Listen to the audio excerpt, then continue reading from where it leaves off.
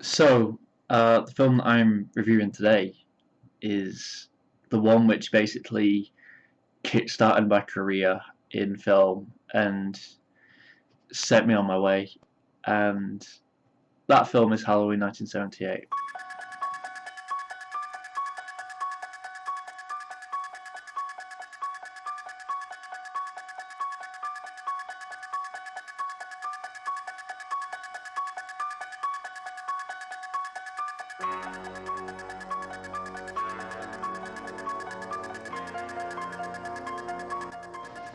I think it's become a meme at this point how much I like Halloween, but I have my reasons.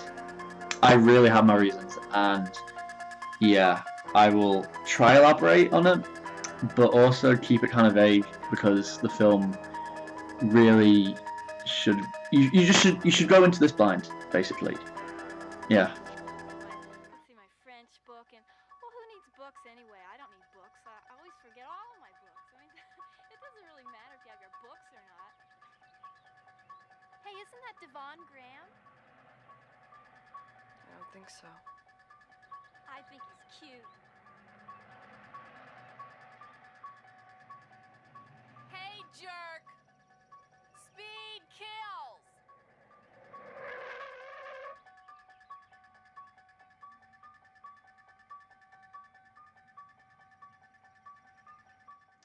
So Halloween 1978 was made in 1978 with on a budget of 300,025 US dollars, and it was written by John Carpenter and Deborah Hill, and the idea itself was very simplistic, I hate a guy with like a car and no killer sense of humor. stalks teenage girls, and that's basically the story. Well, are we still on? And I really want to. I think what's so good about it is that it plays on our own fears and anxieties.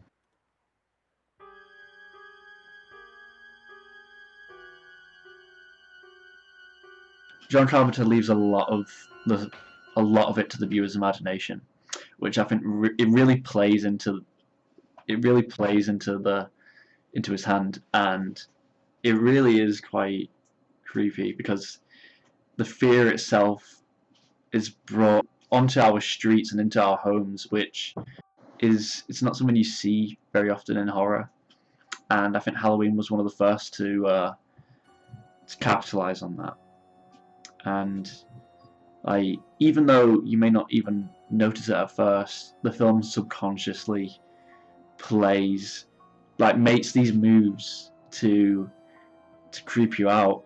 Like the last thing we want is is a killer to invade our home, and Michael Myers himself in the film is he's left very much to the viewer's imagination. You're meant to question where he is. You're meant to wonder what exactly he is because you're not given any answers. And that's what all the films that come after, except for Halloween 2018, make the mistake of doing, trying to reveal the backstory of this character. Like that's the whole point. You're not meant to know, and yeah, it's very simplistic, but it does work in John Carpenter's favor. And I remember watching the film for the first time, and I was I was very creeped out, especially even in the intro itself when you hear the music play and you see the pumpkin. Like that was one of the first times I ever heard the theme song for Halloween, and it had me turning around on the couch, looking behind me because it creeped me out so much, and you can kind of just tell that Halloween is just a merging of all these elements of filmmaking into one single project, and it every single element works and complements each other. The music, the sound, the lighting, the acting. Acting's a little bit. Ooh, Lori. Scared another one away. I cannot deny the impact of this film and what it's had, the impact it's had on my career. It really just kick-started everything. I'd liked films before and I'd shown interest in making them before, but it was Halloween that really started everything, and it made me realize that you can make something effective on a low budget. Like I I'd grown up around Marvel films, and like I'd watched the MCU, and I thought that was one I wanted to make, and but watching Halloween and just watching how something so simple can be so effective, it really just changed my mind. And I so after I saw it, I applied for the Creative Media Studio School because I would be able to begin working on low budget films, and I did make a film which is inspired a lot from Halloween, and that was my first film project, Ambush of the Fools.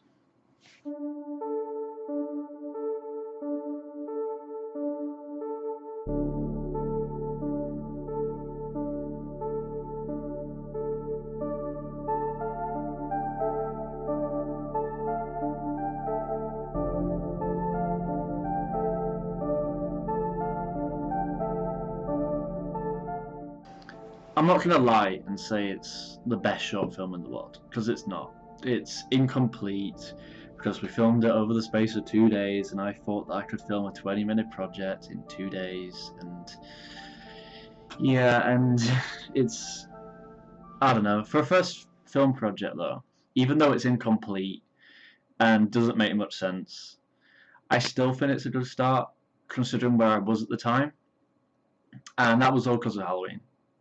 Halloween opened up that opportunity for me, and since then, after making that film project, I've made two others. One is a sequel to the Halloween inspired film project, A Fool's Retribution, and they're not great.